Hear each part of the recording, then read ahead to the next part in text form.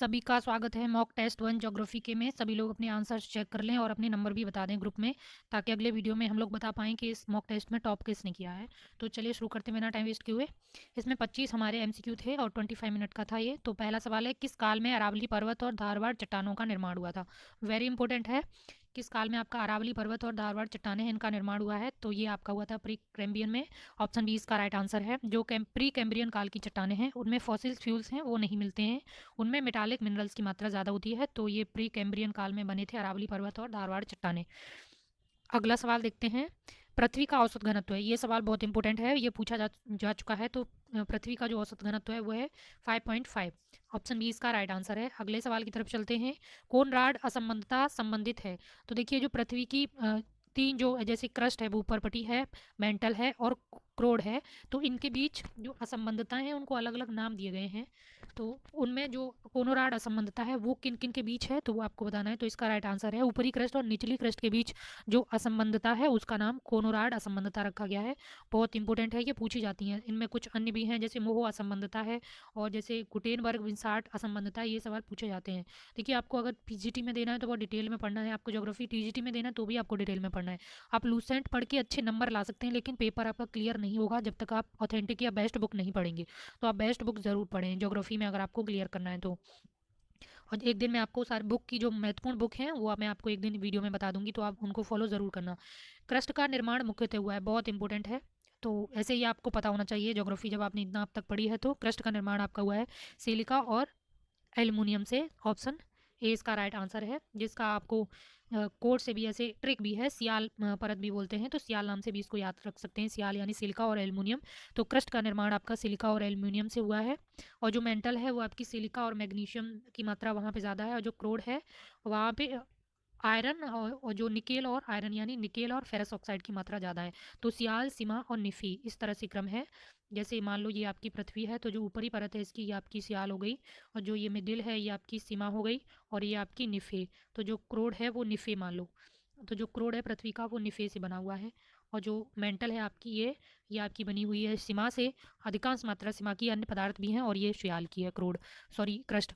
अगला सवाल देखते हैं, निम्नलिखित में से कौन सा प्रांत तीन ओर से बांग्लादेश से घिरा हुआ है? सॉरी टाइपिंग मिस्टेक, अगली बार टाइपिंग वालों से बोलेंगे सही से टाइप करें, सॉरी इसके लिए। तो निम्नलिखित में से कौन सा प्रांत तीन ओर से बांग्लादेश से घिरा हुआ है? बहुत इंपॉर्टेंट है। तो त्रिपुरा, त्रिपुरा में त्रि आ रहा है, तो तीन ओर से ये बांग्लादेश से घिरा हुआ है, एक ही देश से ये तीन तरफ से घिरा हुआ है। काला चिंता पर्वत है, बहुत इंपॉर्टेंट है। तो काला चिंता पर्वत है आपका, ये कहाँ पे है? तो राइट आंसर है इसका आपका, ये पाकिस्तान में स्थित है। ये जो फोल्डेड माउंटेन्स हैं उसका उदाहरण है, बहुत इंपॉर्टेंट है। ये जो आइसोक्लाइंट फोल्ड होते हैं, समनत जो वलन होता है उसके समनत वलन की वजह से ये पर्वत बना है। तो काला चिंता पर्वत है, ये आपका पाकिस्तान में है। ऑप्शन बी इसका राइट आंसर है। अगला सवाल देखते हैं, पेनायन पर्वत स्थित है। तो पेनायन पर्वत है ये आपका, ये ब्रिटेन में स्थित है। अब ये किस टाइप का फोल्डेड माउंटेन है? तो ये आपका फोल्डेड माउंटेन है, असममित प्रकार का एसिमेट्रिकल फोल्ड माउंटेन है ये ब्रिटेन का पेनायन पर्वत। एटलस जरूर देखना, ज्योग्राफी में एटलस मस्ट है, एटलस नहीं देखेंगे तो आप 60% आपके सवाल सही होने की संभावना नहीं है। एटलस आपको आधे घंटे रोज़ देखनी है, जो चीज़ चर्चा में है उसका लोकेशन आपको पता होना चाहिए। अगर कोई देश चर्चा में तो वहाँ की नदी पर्वत कुछ भी इंपॉर्टेंट है वो आपको पता होना ही चाहिए। एटलस मस्ट है, एटलस ज्योग्राफी के लिए बहुत ज़रूरी है। ज्योग्राफी आपको पढ़नी है तो आप एटलस ज़रूर देखें, एटलस देखेंगे तो आपकी ज्योग्राफी समझो 60% कवर हो गई। तो एटलस मस्ट है। निम्नलिखित में से कौन सी नदी रैंप घाटी से होकर बहती है? बहुत इंपॉर्टेंट है। रैंप घाटी से बहती है आपकी ब्रह्मपुत्र, और ये जो तीन है आपकी ये ब्रंस घाटी से बहती हैं। और रैंप घाटी और ब्रंस घाटी में अंतर क्या होता है? तो रैंप घाटी होती है आपकी, जैसे ये आपकी ज़मीन है, और तो ये हिस्सा ज़मीन का ऊपर की तरफ उठ जाए और ये वहीं की वहीं रहे, तो ये घाटी आपकी रैंप घाटी बन जाएगी। और ब्रंस घाटी क्या होती है? जैसे ये ज़मीन है और ये हिस्सा आपका वहीं की वहीं रहे, और इसके बीच में से ये नीचे की तरफ चले जाए, तो जो ये जो घाटी बनेगी ये आपकी भ्रंश घाटी बनेगी। तो नर्मदा ताप्ती और दामोदर आपकी भ्रंश घाटी में बहती हैं, और ब्रह्मपुत्र है आपकी रैंप घाटी में बहती है। तो ऑप्शन ए इसका राइट आंसर है, रैंप घाटी। अगला सवाल देखते हैं, प्लेट विवर्तन की सिद्धांत का प्रतिपादन किया था? तो देखिए, प्लेट विवर्तन की सिद्धांत है, इस सिद्धांत का प्रतिपादन तो किया था हैरी हेस ने 1962 में, लेकिन इसकी वैज्ञानिक व्याख्या की है तो मॉर्गन ने। लेकिन यहाँ सवाल में क्या पूछा है, प्रतिपादन किसने किया है? तो राइट आंसर आपका हो जाएगा हैरी हेस। लेकिन मॉर्गन भी हैं, ये भी प्लेट विवर्तन की सिद्धांत से जुड़े हुए हैं, इन्होंने इसकी वैज्ञानिक व्याख्या की थी। अगला सवाल देखते हैं, भारत में कितने भूकंप क्षेत्र हैं? देखिए, ये बहुत इंपॉर्टेंट है, 4 भूकंप क्षेत्र हैं। आपको किताब में 5 मिलेंगे, लेकिन हाल ही में जो 1 और 2 है उसको मिला के 1 कर दिया है, लेकिन तो इसलिए अब क्षेत्र जो है आपके 4 ही बचे हैं, यानी 4 कैटेगरी में ये डिवाइड हैं, 1 और 2 मिला दिए गए हैं। अगला सवाल है रांची का पठार उदाहरण है। तो रांची का पठार किस प्रकार की स्थलाकृति का उदाहरण है, बहुत इंपॉर्टेंट है। तो रांची का पठार आपका उदाहरण है बैथुलित का, ऑप्शन सी इसका राइट आंसर है। बैथुलित प्रकार का उदाहरण है रांची का पठार। और जो छोटा नागपुर का पठार है आपका वो लेकोलिथ का उदाहरण है।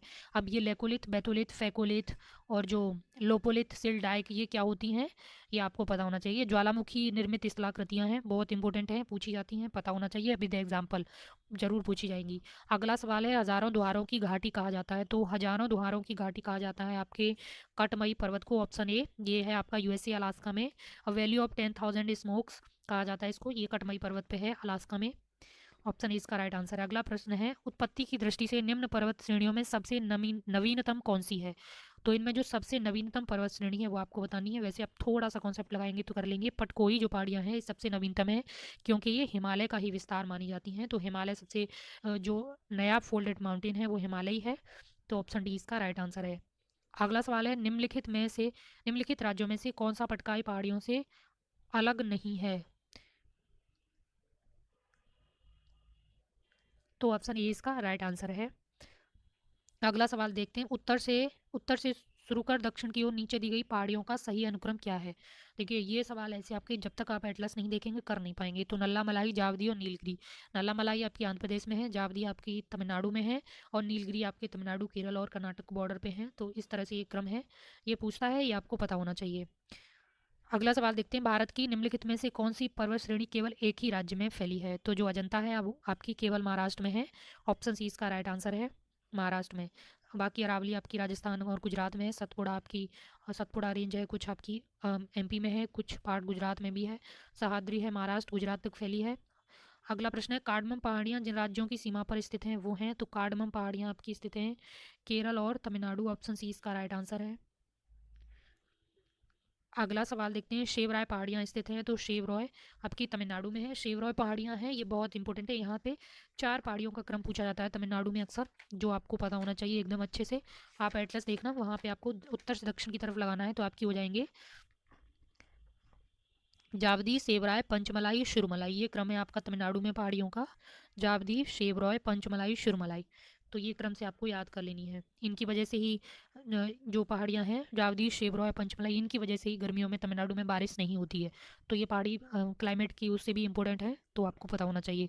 निम्नलिखित में से कौन महाराष्ट्र में नहीं स्थित है। तो जो महाराष्ट्र में नहीं स्थित है तो वो मांडव पहाड़ियाँ नहीं है, ये आपकी गुजरात में स्थित है। गुजरात में मांडव पहाड़ियाँ गुजरात में स्थित हैं। अगला सवाल देखते हैं निम्नलिखित में से कौन सा युग्म सही सुमेलित नहीं है। तो जो सही सुमेलित नहीं है वो आपका है ऑप्शन बी मांडव पहाड़ियाँ, क्योंकि ये गुजरात में है। बाकी गड़जात हिल आपकी उड़ीसा में है, नल्ला मलाई पहाड़ियाँ आपकी आंध्र प्रदेश में है। अगला सवाल है कुल्लू घाटी जिन पर्वत श्रेणियों के बीच स्थित है वे हैं। तो जो कुल्लू घाटी है आपकी वो स्थित है आपकी धौलाधर और पीर पंजाल के बीच में। ऑप्शन ए इसका राइट आंसर है। अगला सवाल देखते हैं निम्नलिखित पर्वत शिखरों में से कौन सा एक भारत में अवस्थित नहीं है। तो देखिए गुसाई थान है, नंदा देवी है, त्रिशूल है, सॉरी गुसाई थान नहीं है, कामेत है। ऑप्शन ए इसका राइट आंसर हो जाएगा आपका। ऑप्शन ए गुसाई थान है, ये भारत में नहीं है, ये तीनों आपकी भारत में है। ये उत्तराखंड में है, ये भी उत्तराखंड में है। अगला सवाल देखते हैं सांगला घाटी अवस्थित है। तो सांगला घाटी आपकी कहाँ पे अवस्थित है।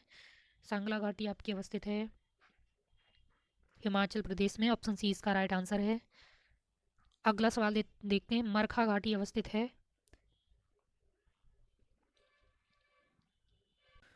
तो इसका राइट आंसर है आपका लद्दाख। ऑप्शन ए मरखा घाटी आपकी लद्दाख में है, प्रसिद्ध घाटी है ये लद्दाख की। अगला सवाल देखते हैं युथांग घाटी अवस्थित है। युथांग घाटी आपकी कहाँ पर है। तो युथांग घाटी है सिक्किम में। ऑप्शन ए इसका राइट आंसर है सिक्किम। तो जो गंगटोक से 139 किलोमीटर की दूरी पर स्थित है ये झाड़ियों व अन्य वनस्पतियों से ढकी हुई घाटी है। इस घाटी को हॉट स्प्रिंग के रूप में भी जाना जाता है। तो ऑप्शन ए इसका राइट आंसर है। देखिए ज्योग्राफी के जो एमसीक्यू हैं आपके लिए बहुत ही 3-4 लोग मिल के बना रहे हैं जो टीजीटी पीजीटी क्वालिफाई कर चुके हैं या जो पीसीएस मेंस दे चुके हैं कई बार, जिनका ज्योग्राफी ऑप्शनल रहा है, वो लोग ये सारे एमसीक्यू बना रहे हैं। तो आप वीडियो को फॉलो ज़रूर करें। आपको पीडीएफ इसका फ्री में मिल रहा है, आपका कोई कॉस्ट नहीं है। तो आप अगर आपको हमारी मेहनत अच्छी लग रही हो तो आप चैनल को सब्सक्राइब ज़रूर कर लें। Thank you.